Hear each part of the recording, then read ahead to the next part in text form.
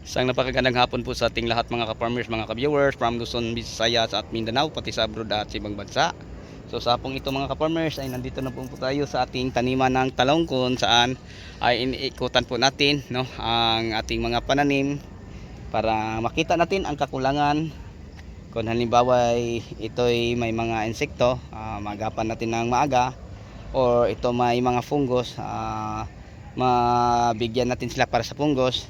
So yun po ang ating purpose mga ka-farmers. Tapos sabay na din ang pag-check no, kasi nagpapatali po tayo sa mga sanga ng ating talong para hindi humarang sa daan. So ang purpose mga ka-farmers kung bakit tinatalian natin ang mga sanga ng ating talong, una parang lesa baluktot or simi. Pangalawa mga ka-farmers, kung dumaan tayo sa gitna na may wheelbarrow, hindi tayo mahihirapan kasi napakaluwang. So hindi hirap sa mag-harvest, hindi hirap sa mag-spray, at higit pa sa lahat mga ka-farmers, yung pag-abot ng fertilizer at pagdilig, napaka ganda pong daanan. Pero mga ka-farmers, yung bago natin to na iraton, may mga video tayo. Etong ano na to, lagpas taon na sa mga siguro mga 6.5 feet. Lagpas pa ang talong natin dyan. So nahirapan kami mga ka-farmers, kaya ang solusyon ay pinutol na lang. Kaya nga nakita nyo nga ganito na ang ating talong kasi niraraton na po natin to. And then mga ka-farmers, may isang tanong pa na pwede nating mabigyan ngayon ng kasagutan. Ilan daw beses pwede ang talong iraton? Tapos ang isa, may tanong lang po ako ka-farmers na mapansin yung tanong ko. Ang tanong niya mga ka-farmers, kailan daw natin pwede iraton ang talong? Okay? So yun po mga farmers no, bigyan natin ng kasagutan kung ano ang palatandaan na ang ating talong ay pwede nang iraton at ilang beses po siya pwede iraton. Napakagandang tanong mga ka-farmers. Okay, palatandaan mga ka-farmers na ang ating talong ay pwede na natin iraton no? Katulad nito, una, ang bunga niya lumiliit na, bansot or pangit. Tapos mga ka-farmers, ang edad sa ating talong hindi na siya bumaba sa mga 4-5 months no, ganyan. Pero pag halimbawa mga ka-farmers, kulang ka sa fertilizer sa foliar no, may 3 buwan pa lang bansot o maliit na ang bunga. So ang problema niyan mga ka-farmers, kulang lang no sa nutrient, kaya nga ano, hindi niya napalaki ng maayos ang kanyang mga bunga. So yun po ang dahilan mga ka-farmers no, sa pagliit ng mga bunga ng inyong mga talong. Okay, so kung ano po, palagi kang nagbibigay ng fertilizer linggo-linggo, tapos nag-spray pa, then nag-abot ka sa kanila ng mga organic, yung mga biostimulant. Ayan mga ka-farmers, mga 5 months ka pin bago mo iraton pag nagawa mo yung ganyan.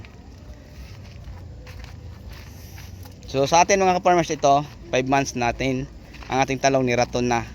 Kasi yung time na yun mga ka-farmers, kung bakit nairatin natin siya, maganda pa naman yan ang bunga sa tingin ko, kaya pa mapalakihin. Inaatake po siya no, ng fruit shoot borer. Pagdating ko, dami ng nag-harvest sila na sa 600 kilos, 300 kilos lang ang good. So ang ginagawa ko mga ka-farmers, parang madali lang pinapaputol ko na lang, kasi yung time na yon ang talong ay mura no, 300 lang po ang bundle. So mura, so pinaputol na lang natin. Tama ngayon mga ka-farmers na nagbunga siya, maganda na uli ang presyo, 60 na po mga ka-farmers. Pag bago ang talong mo, 80 ang kuha no, kasi kanina nagde-deliver tayo ng pipino sa bagsakan ng Tanawan. So ang pipino mga ka-farmers pag maganda 60 no. So ngayon lang ako nakaabot ng presyo sa ang ka-farmers sa pipino na ganyan kataas. So ito ang ating mga taniman ng gulay papunta doon no.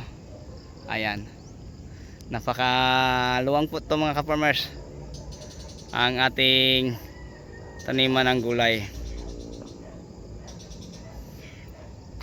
Napakaluwang po ito.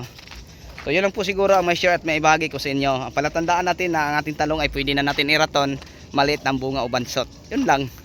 Tapos kung halimbawa ay kulang ka sa nutrients, tapos inaatake ng whitefly, inaatake ng mga fruit shoot borer, at hindi mo na kaya kasi na-immune na, yan, putulin nyo na, wag lang bunutin. Kasi pag bubunutin mo at papalitan mo pa ng tanim, magpunla ka pa, no? Antayin mo pa mga 21 to 24 days bago makapagtanim. Pag magkapagtanim ka na, antayin mo pa mga 50 days bago makapag-harvest. So nasa mga 70 days or 2 buwan mga ka-farmers at 1 linggo ang inaantay mo bago ka makakabenta. Pero pag halimbawa iraton mo 27 to 30 days, pwede ka na mag-harvest ulit kagaya sa atin. So marami na ang nakuha natin din mga ka-farmers. Siguro ano na, una malapit mag 30 kilos, din to 20 to 80, so 400, mga 430 kilos na. So bukas mga ka-farmers, marami na to pwede i-harvest bukas. Yan, marami na to. Baka abot ng 300 o 400 kilos. Estimate lang mga ka-farmers. So estimate lang natin yan. So napakainit. So ito pa ang mga ano natin, sanga sa talong na nirarato, tinatambak lang natin sa gilid. Okay, so ang planting distance natin din sa pagtatanim po ng talong, share ko lang po sa inyo. Hill to hill, simula sa isang puno papunta sa isang puno mga ka-farmers ay half meter. Tapos row to row, simula sa isang linya papunta sa isang linya. Dati ay taniman to natin ng ampalaya, nasa 2.5 meters to mga ka-farmers. So napakaluwang, kaya nga kita nyo, napakalayo po. Pero ang ating talong mga ka-farmers kaya pang aabot din.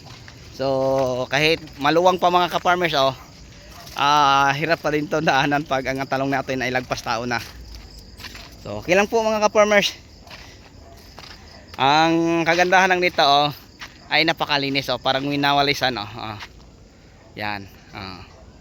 So yun po, ang ating tanim na talong. Kahit sa kabila, yung hindi natin na iraton, yung malapit sa isang sa solar, doon banda mga ka-farmers, sa aking likuran dito, doon. Kasi ang ating taniman ng gulay abot pa doon sa sa mga kahuyan, likod pa dyan, abot pa dyan ang ating tanim dyan.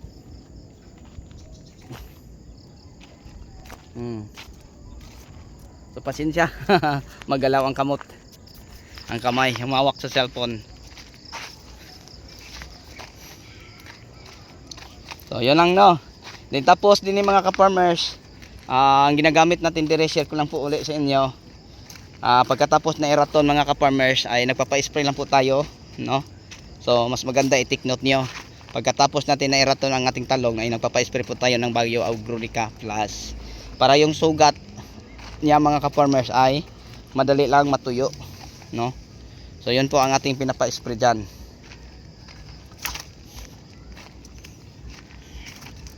Bagyo Agronica product.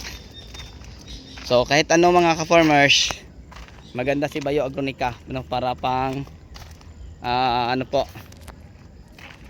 sinsya na, para pang sa samad niya, kasi nasusugatan siya mga ka-farmers kasi pinutol natin ang sanga. So once na maputol ang sanga ng talong, parang may tubig siya. Then pag hindi natin siya mabigyan ng fungicide katulad ng Bagyo Agronica Plus o Serenade, baka tuluyang mamatay ang ating tanim. Kasi once na putulin natin, na-stress po sila mga ka-farmers. So ayan, para ang matutulungan ang ating talong, sprayhan lang natin dyan. And then mga ka-farmers, pagkalipas ng mga 3 araw, pinapadiligan natin ng tubig, then tapos fertilizer, hanggang sa nagkasuloy na uli ang mga sanga. Tuloy na din ang natin, dilig ng fertilizer at saka ang pag-spray ng insecticide and fungicide. And then yung nagmura pa, hindi natin to pinapay sa diligan ng fertilizer, foliar na lang. Pero pag halimbawa ang presyo mga farmers ay normal lang, halimbawa nasa tag 40, pwede nyo na mga farmers i-diretso tuloy-tuloy ang pagdilig ng fertilizer, pati ang pagbigay ng mga pagproteksyon sa ating halamang tanim. Kailangan natin sila maproteksyonan laban sa mga fruit shot borer. Ang gamitin natin Proclaim Opti, Exalt, pwede na din. Benevia pwede din. Kung white fly naman, Oberon, Perfect Ion, yung mga ganyan, Alika, yan pwede na yan mga ka-farmers. Okay, so hanggang dito na lang po tayo siguro, no, mga ka-farmers. Nandito po na po tayo sa ating taniman ng ampalaya at saka sa ating kamatis. Maraming salamat po. Happy watching, happy farming, at mabuhay po tayong lahat. God bless us all. Ako na po yung magpapaalam sa inyo. So abangan nyo lang mga ka-farmers ang mga ibang video pa na i-upload natin. Baka sa sunod hindi na tayo masyadong busy. Lilipat tayo sa farm to natin at doon ipapakita ko, no, kasi mag-umpisa tayo sa pagpupunla. Nakapag-lamprep na po tayo doon. Namutol ng kawayan, may tubig na, so nagkakagawa na tayo ng video. So abangan nyo lang mga susunod natin gagawin. Baka may mga matutunan kayo kasi lahat ng gagawin natin doon ay papakita at papasilip ko sa inyo. So yun lang po siguro mga ka-farmers, mga ka-viewers, mga subscriber ang maibahagi ko sa inyo. So sa inyong lahat, maraming salamat. Bye bye and God bless.